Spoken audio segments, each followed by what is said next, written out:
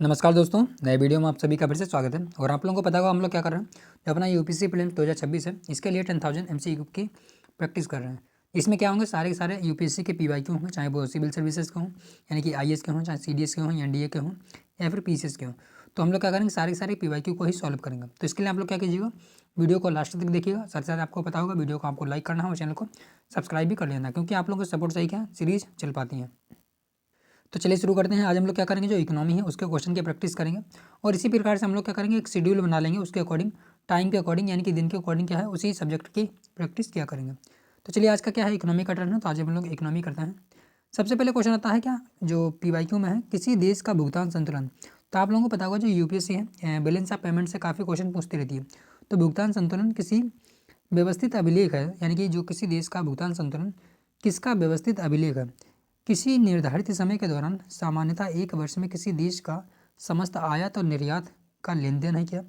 किसी वर्ष में एक देश द्वारा निर्यात की गई वस्तुओं का एक देश की सरकार का दूसरी देश की सरकार के बीच आर्थिक लेन देन, या फिर एक देश से दूसरे देश के को पूंजी का संचालन। तो इनमें से कौन सा सही है, यानी कि भुगतान संतुलन आखिर है क्या। यूपीएससी ने सीधे सीधे यही पूछ लिया। तो आप लोगों को पता होगा भुगतान संतुलन क्या होता है, सामान्यतः एक वर्ष में किसी एक जो एक देश का दूसरे देश के साथ आयात निर्यात, यानी कि हमारा राइट आंसर क्या होगा, जो ऑप्शन ए है वो सही हो जाएगा। बाकी सारे के सारे देख रहे हो कहीं ना कहीं अधूरी जानकारी दे रहे हैं, ये केवल पूंजीगत प्राप्ति या फिर जो भी संचालन है उसके बारे में बात करता है। आप लोगों को पता होगा बैलेंस ऑफ पेमेंट होता है, उसमें क्या होता है, एक हमारा होता है सर्विस, एक होता है एक होता है हमारा चालू मतलब कि एक तरीके से चालू, और एक तो होता है हमारा मतलब चालू खाता का मतलब होता है करंट अकाउंट, और एक होता है हमारा कैपिटल अकाउंट। तो उसमें ही कई सारे मतलब कि एक तरीके से सब टॉपिक भी होते हैं, उसको हम लोग इधर हम लोग क्या कर सकते हैं, एक तरीके से आयात निर्यात होता है, यानी कि मतलब कि एक्सपोर्ट और इंपोर्ट होता है इधर, और इधर हमारे एक तरीके से होते हैं कैपिटल में सर्विस हो गया, इनकम हो गया, ट्रांसफर हो गया। काफ़ी मतलब कि लेंथी हो जाएगा, तो उसको हम लोग नहीं देखेंगे, केवल इस चीज़ को देख लेते हैं कि मतलब कि भुगतान संतुलन क्या होता है। एक निश्चित समय के दौरान सामान्यतः क्या होता है, एक वर्ष में किसी एक देश के समस्त निवासी मतलब कि समस्त आयात निर्यात को कहा जाता है। अगला क्वेश्चन आता है, बैंक दर में वृद्धि सामान्यतः इस बात का संकेत करती है, यानी कि किसी बैंक दर में, जो बैंक होता है, अगर बैंक दर यानी कि बैंक दर में अगर वृद्धि होती है तो किस बात का संकेत करती है। आप लोगों को पता होगा आरबीआई क्या करती है, मॉनेटरी पॉलिसी के जरिए कई सारे मतलब कि उसके टूल होते हैं, उसके जरिए क्या करती है, जो जो अपना मार्केट होता है उसमें स्टेबलाइजेशन करती रहती है। तो बैंक दर में वृद्धि का मतलब क्या है, आरबीआई क्या है, सख्त मौद्रिक नीति को अपना रही है, यानी कि बाजार की तरलता को कम करना चाहती है। तो देखते हैं इसके जो विकल्प बनाए, क्या विकल्प बनाए गए हैं। ब्याज की बाजार दरों के गिरने की संभावना है। तो आप लोगों को पता होगा बैंक दर में वृद्धि का मतलब होता है कि ब्याज दरों में वृद्धि होगी। तो क्या इसमें ब्याज दरों की गिरने की संभावना होगी क्या, तो इससे क्या होगा, ब्याज दरें तो और बढ़ जाएंगी, यानी कि हमारा एक वाला तो गलत हो जाता है। उसके बाद में क्या है, केंद्रीय बैंक अब वाणिज्यिक बैंकों को कर्जा नहीं देगी। तो कर्जा नहीं देगी ऐसा भी कुछ नहीं होता है, कर्जा नहीं देगी, बस महंगे किस्त मतलब कि महंगी जो ब्याज दर होगी उस पर कर्जा देगी। केंद्रीय बैंक समस्त मुद्रा नीति का अनुसरण सस्ती केंद्रीय बैंक सस्ती मुद्रा नीति का अनुकरण कर रही है। तो मैंने अभी जस्ट आपको बताया कि हार्ड मॉनेटरी पॉलिसी कहा जाता है, यानी कि हमारा सी वाला भी गलत हो जाता है। तो इस प्रकार से हमारे पास एक ही ऑप्शन बचा है, वो है डी, केंद्रीय बैंक महंगी, यानी कि हार्ड मॉनेटरी पॉलिसी एक तरीके से मौद्रिक नीति है उसका अनुसरण कर रही है। तो इसका हमारा राइट आंसर क्या हो जाएगा, डी हो जाएगा।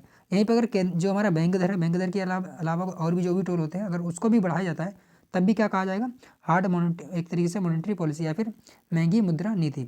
चाहे रेपो रेट हो, चाहे रिवर्स रेपो रेट हो, बैंक रेट हो, या फिर क्या आपके जो भी अदर टूल होते हैं, अगर किसी की भी वृद्धि होती है तो कहीं ना कहीं क्या होता है, वो केंद्रीय बैंक महंगी मुद्रा नीति का अनुसरण, तो उसमें क्या सारा का सारा मतलब कि महंगी मुद्रा नीति में आ जाएगा। चलिए हम लोग अगला क्वेश्चन को सॉल्व कर लेते हैं। अगला क्वेश्चन आता है, भारत में घाटे का वित्तीय व्यवस्था किसके लिए संस्थानों को बढ़ाने के लिए उपयोग किया जाता है, यानी कि जो घाटे का वित्तीय व्यवस्था होती है वो किस लिए इस्तेमाल होती है। आर्थिक विकास के लिए, सार्वजनिक ऋण की चुकौती यानी कि चुकाने के लिए, भुगतान संतुलन को समायोजित करने के लिए, विदेशी ऋण कम करने के लिए। तो आप लोग देख रहे होंगे चार के चारों विकल्प एक तरीके से सही देखने में लग रहा होगा, परंतु आपको क्या चुनना है, जो सबसे ज़्यादा सटीक और सबसे ज़्यादा सही होगा। तो आप लोग समझ सकते हैं कि कोई भी जो देश हो या फिर सरकार हो, देश की सरकार हो, वो घाटे का वित्त व्यवस्था क्यों करेगी, कुल मिला के क्या है, उसको आर्थिक विकास करना होगा, इसलिए क्या कहीं ना कहीं उधार पैसा लेकर के अपना व्यापार को बढ़ाएगी, अपनी एक तरीके से आर्थिक विकास की जो भी संभावनाएं हो सकती हैं उसको बढ़ावा देगी। सार्वजनिक ऋण की चुकौती करना भी कहीं ना कहीं क्या एक तरीके से विकास को बढ़ावा देने के लिए ही करेगी। तो इस प्रकार से हम क्या करेंगे ओवरऑल आर्थिक विकास के लिए जो है घाटे का वित्तीय व्यवस्था अपनाई जाती है। चलिए अगले क्वेश्चन को हम लोग सॉल्व कर लेते हैं। अगला क्वेश्चन आता है, निम्नलिखित कथनों पर विचार करना है, उपयुक्त में से कौन सा सही है। मुद्रास्फीति ऋणियों को लाभ पहुंचाती है, यानी कि जो अगर महंगाई बढ़ती है, जो मतलब कि ऋणी है क्या उनको लाभ होता है, तो बिल्कुल सही बात है। जैसे कि किसी ने क्या है, अगर 30,000 रुपये खरीदा, मतलब कि 30,000 रुपये उधार लिया है, तो 30,000 रुपये उधार लिया, अगर महंगाई हो जाती है तो कहीं ना कहीं क्या रुपये की वैल्यू गिर जाती है। तो इसका मतलब जो चीज़ पहले आप 30,000 में खरीद सकते थे वो भी 40,000 खरीदनी पड़ेगी, मतलब कि 40,000 में खरीदनी पड़ेगी। इसका मतलब क्या है, रुपया की वैल्यू कम हो गई है। अगर रुपये की वैल्यू कम हो गई, इसका मतलब क्या है, जिसने उधार लिया था उसको क्या है, लाभ हो गया। तो सीधी सी बात है, यानी कि एक हमारा तो बिल्कुल सही है। मुद्रास्फीति बॉन्ड धारकों को लाभ पहुंचाती है, तो यहाँ पे उल्टा हो जाता है, जब बॉन्ड धारक होता है उनको क्या होता है, नुकसान होता है। यानी कि सीधी सी बात ये है कि जो भी उधार लेता है उसको फ़ायदा होता है, जो उधार देता है उसको नुकसान होता है।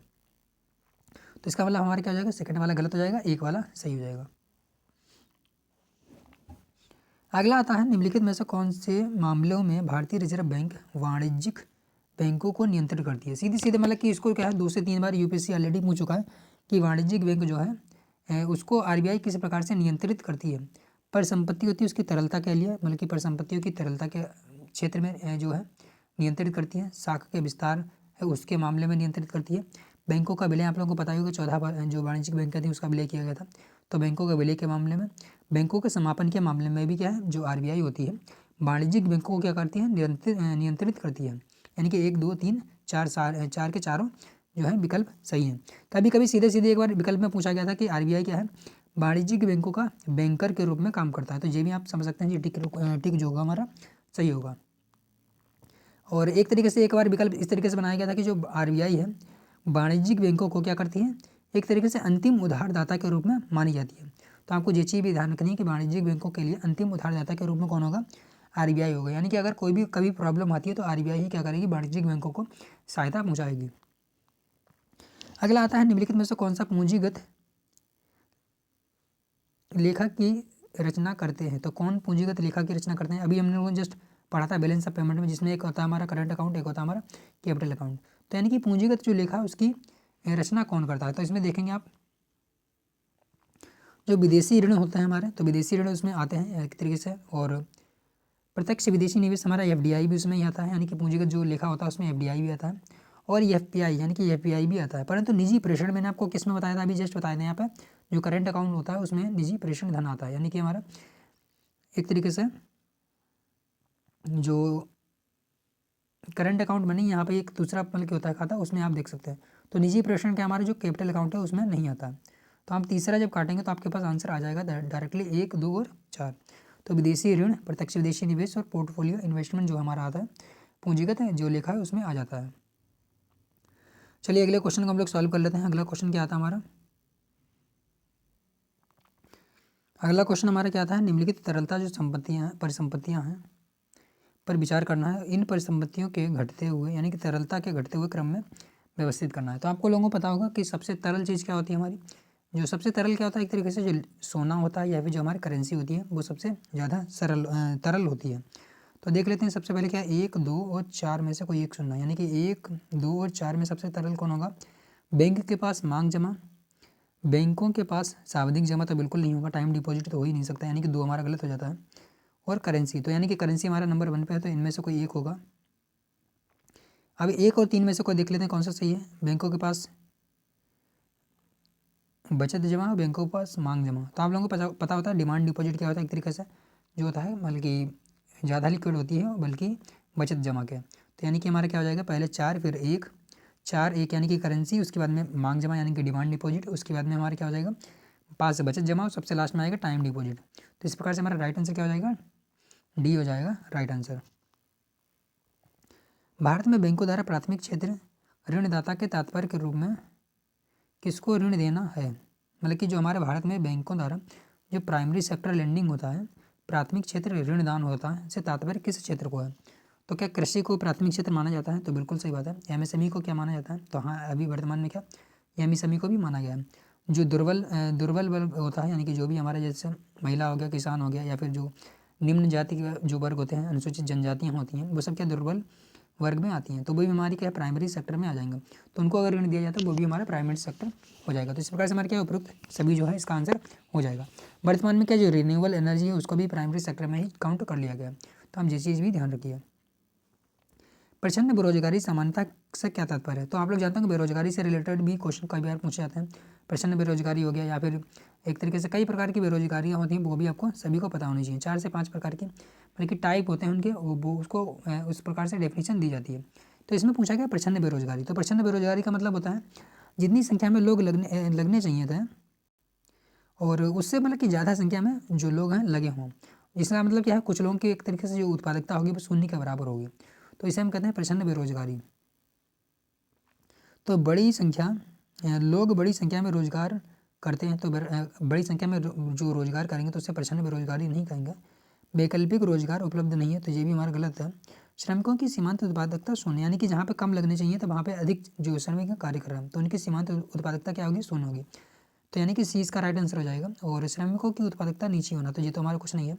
सीधे सीधे आप एग्जाम्पल के जरिए समझ सकते हैं। अगर एक खेत है उसमें क्या 4 लोगों की ज़रूरत है, पर उसमें अगर 10 लोग काम कर रहे हैं तो क्या हुआ, इसका मतलब क्या है 6 लोग फालतू में लगे हुए हैं जिनकी उत्पादकता एक तरीके से शून्य होगी। यानी कि अगर 4 लोग भी काम करते हैं तब भी हमारा काम चल जाता है। तो बचे हुए 6 लोग क्या हैं, इनकी उत्पादकता एक तरीके से शून्य मानी जाएगी, इन्हें प्रचंड बेरोजगारी भी कहा जा सकता है। भारतीय अर्थव्यवस्था के संदर्भ में खुली बाजार प्रचालन यानी कि ओपन मार्केट ऑपरेशन जो होता है वो क्या माना जाता है? अनुसूचित बैंकों द्वारा आरबीआई से ऋण लेना है। अनुसूचित वाणिज्यिक बैंकें जो होती हैं आरबीआई से ऋण लेंगी, उसे क्या ओपन मार्केट ऑपरेशन कहते हैं। बिल्कुल गलत हो जाता है हमारा। वाणिज्यिक बैंकों द्वारा उद्योग और व्यापार क्षेत्र में ऋण देना, तो वाणिज्यिक बैंकें जो है उद्योग और व्यापार क्षेत्र में ऋण देंगी, ये भी गलत है हमारा। आरबीआई जो होता है, आरबीआई द्वारा सरकारी प्रतिभूतियों का क्रय विक्रय क्या जाता है हमारा, ओपन मार्केट ऑपरेशन कहा जाता है। तो ओपन मार्केट ऑपरेशन कहा जाता है। इसका मतलब क्या था, आरबीआई जो होती है बल्कि एक तरीके से सरकार की तरफ से जो होती है, जो भी एक तरीके से जो बॉन्ड होते हैं या फिर जो भी एक तरीके से सिक्योरिटी मतलब कि जो भी एक तरीके से प्रतिभूतियाँ होती हैं, मैं बोलने में थोड़ा सा एक तरीके से प्रोनाउंसिएशन में दिक्कत हो रही है तो आप समझ आएंगे। जो प्रतिभूतियाँ होती हैं वो क्या होता है, उसका लेन देन करता है, उसको ही क्या कहते हैं, ओपन मार्केट ऑपरेशन कहा जाता है।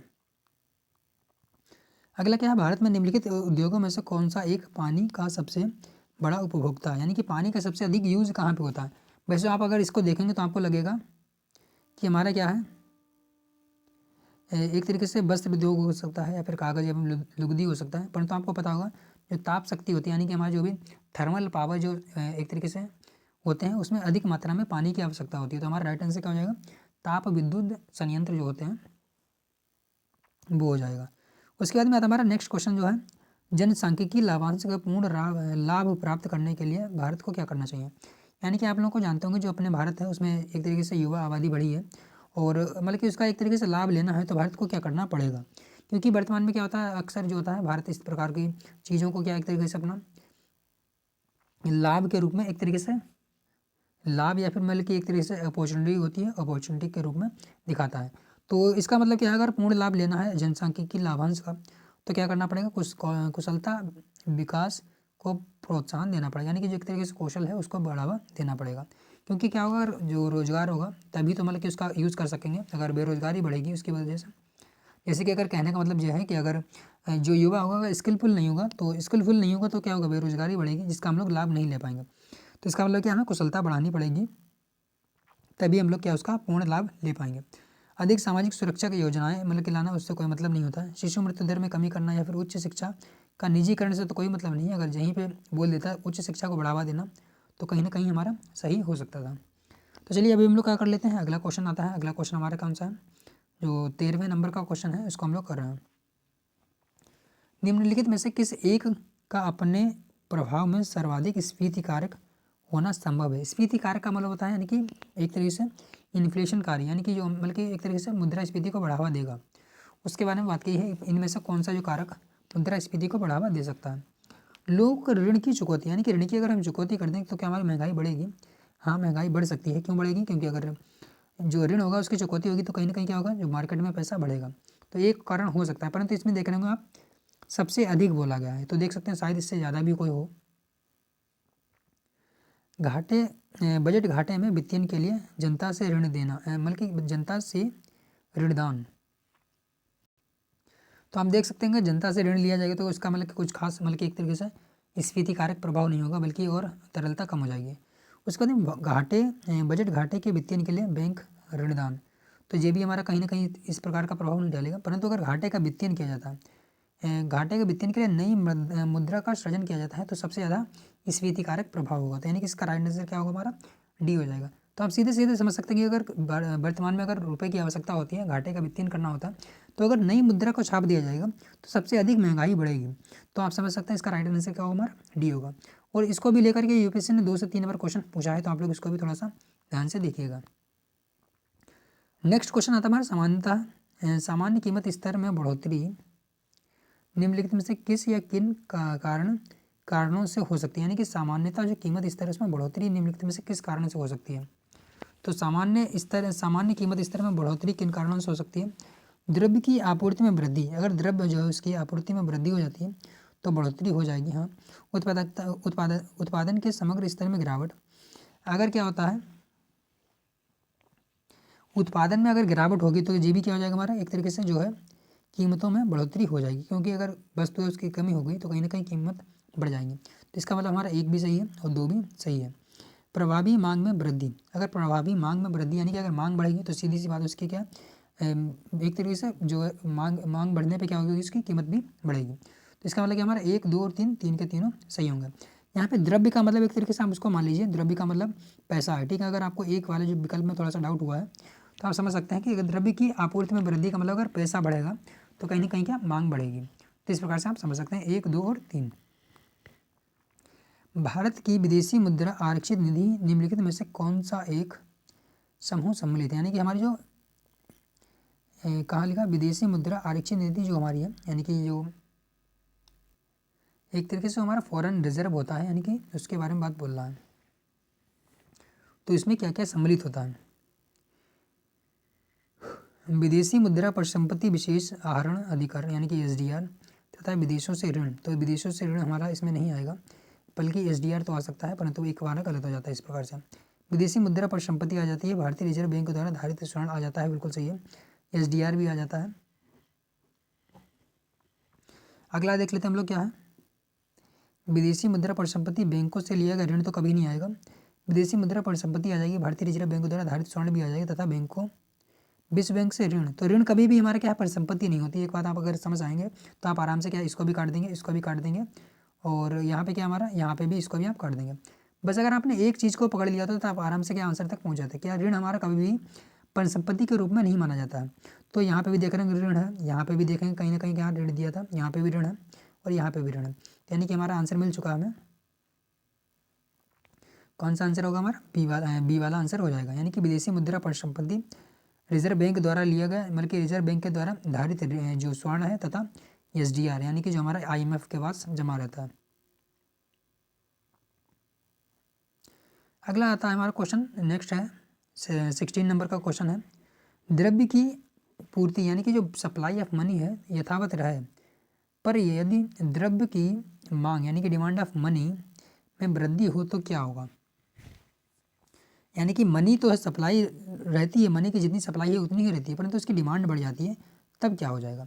तो क्या कीमत स्तर में गिरावट आएगी क्या, तो कीमत स्तर में गिरावट आने की जगह क्या हो जाएगा, और कीमत स्तर में बल्कि बढ़ोतरी हो जाएगी। क्यों हो जाएगी, क्योंकि सप्लाई क्या है स्थिर है और मांग जो है बढ़ रही है।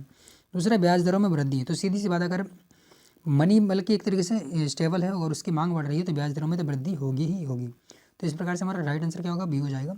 ब्याज दरों में कमी तो किसी कीमत में नहीं होगी। आय और रोजगार के स्तर में वृद्धि भी कोई मतलब नहीं है उसका। एक्स देश में आर्थिक समृद्धि अनिवार्य रूप से होगी आर्थिक समृद्धि। क्यों होगी, वैश्विक अर्थव्यवस्था में तकनीकी प्रगति होती है, तो क्या हाँ ऐसा हो सकता है, परंतु आगे हम लोग देख लेते हैं, हो सकता है हो भी या फिर नहीं भी, क्योंकि यहाँ पे क्या बात हुई है, वैश्विक अर्थव्यवस्था की बात हुई है, मतलब कि इंडिविजुअल नहीं हुई है। और यहाँ पे क्या है, इंडिविजुअल एक्स देश के बारे में पूछा गया है, क्योंकि हो सकता है एक देश में क्या है गरीबी और भुखमरी चल रही हो, बाकी वहीं वैश्विक स्तर पर क्या एक तरीके से विकास हो रहा हो। एक्स देश में जनसंख्या वृद्धि, तो ये तो बिल्कुल भी बकवास विकल्प है। एक्स देश में पूंजी निर्माण, अगर हाँ इस देश में क्या पूंजी का निर्माण हो रहा है तो कहीं ना कहीं क्या आर्थिक विकास तो होगा ही होगा। तो सी हमारा राइट आंसर हो जाता है। विश्व अर्थव्यवस्था में व्यापार की मात्रा बढ़ती है, तो ऐसा हो सकता है पर जरूरी नहीं है। अगला क्वेश्चन हमारा, ग्रामीण परिवारों को निम्नलिखित में से कौन सीधे ऋण सुविधा प्रदान करता है? तो ग्रामीण परिवारों को सीधे ऋण कौन देता है? क्षेत्रीय ग्रामीण बैंक तो देंगे ही देंगे। और जो हमारा क्या था नाबार्ड, तो आप लोग जानते हो नाबार्ड जो होता है, नाबार्ड जो होता है वो क्या करता है? ग्रामीण परिवारों को सीधे ऋण नहीं देता, बल्कि जो अन्य जो क्षेत्रीय ग्रामीण बैंक होती हैं उनको ऋण देता है, वो अन्य जो होते हैं ग्रामीणों को ऋण देते हैं। तो दो हमारा गलत हो जाता है। अगर आपको इतना से बस पता हो कि दो गलत है तो आप आंसर तक पहुंच चुके थे। भूमि विकास बैंक होती है वो भी क्या है, डायरेक्टली ऋण देती हैं। नेक्स्ट क्वेश्चन क्या था हमारा, 12वीं पंचवर्षीय योजना का मुख्य उद्देश्य क्या था? देख रहे होंगे पंचवर्षीय योजना खत्म होने के बावजूद भी यूपीएससी ने कई बार क्वेश्चन इससे रिलेटेड पूछे थे। तो 12वीं पंचवर्षीय योजना का मुख्य उद्देश्य यही था, समावेशी विकास और गरीबी का न्यूनीकरण, समावेशी और धारणीय विकास, बेरोजगारी घटाने हेतु धारणीय एवं समावेशी विकास, तीव्र धारणीय और ज़्यादा समावेशी विकास। चार के चारों विकल्पों को आप पढ़ेंगे तो आपको देख के लगेगा कि सारे विकल्प में से हर एक विकल्प अपने आप में सही है। अगर आपने नहीं पढ़ा तो आप बहुत मुश्किल होगा कि आप इसका आंसर तक पहुँच जाएँ, क्योंकि जिसको आता है वो आंसर देने की एक बार कोशिश करें। मैं इसे 1 सेकंड के लिए रुका हूँ, आप लोग वीडियो को पॉज करके इसका आंसर देंगे। तो चलिए मैं आपको बता देता हूँ इसका राइट आंसर क्या है। इसका राइट आंसर है डी, तीव्रतर और धारणीय एवं अधिक समावेशी विकास, यानी कि ज़्यादा समावेशी विकास। चलिए अब देख लेते हैं किसका किसका जो आंसर है सही हुआ। वो लोग कमेंट बॉक्स में बताएंगे किसका किसका जो है आंसर सही हुआ था। तो आज का हम लोगों का लास्ट क्वेश्चन रहेगा, बाकी आप लोग क्या है कमेंट बॉक्स में बताएंगे कि आप लोगों को किस टॉपिक पे या फिर किस तरह के वीडियो चाहिए या फिर इसमें क्या सुधार की आवश्यकता है। पूंजी जोखिम यानी कि वेंचर कैपिटल जो होता है इससे क्या तात्पर्य है? तो जोखिम पूंजी ऐसी पूंजी होती है जो कि उद्योग को शुरू करने के लिए आवश्यक होती है एक तरीके से कहीं ना कहीं। तो उद्योगों को उपलब्ध कराई गई अल्पकालिक पूंजियाँ, तो ऐसा नहीं होता है, क्योंकि उद्योगों को क्या होता है दीर्घकालिक पूंजी की आवश्यकता होती है। नए उद्यमियों को उपलब्ध कराई गई दीर्घकालिक पूंजी, जो कि मैंने आपको पहले ही बता दिया। उद्योगों को हानि उठाते समय उपलब्ध कराई गई या उद्योगों के प्रतिस्थापन एवं नवीनीकरण के लिए उपलब्ध कराई गई, ये भी हमारा गलत है। यानी कि जो नए उद्योग होते हैं उनको एक तरीके से उपलब्ध कराई गई दीर्घकालिक पूंजी को हम लोग क्या कहते हैं, वेंचर कैपिटल या फिर जोखिम पूंजी कहा जाता है। तो इस प्रकार से आज के हमारे को जो क्वेश्चन है 25 क्वेश्चन प्रैक्टिस हो चुकी है। बाकी आप लोग क्या कीजिएगा, कल फिर से सुबह 8 बजे जो है रेडी रहिएगा नेक्स्ट वीडियो के लिए। बाकी आप लोग वीडियो को लाइक कर लेंगे और चैनल को सब्सक्राइब भी कर लेंगे। तो चलिए मिलते हैं नए वीडियो में।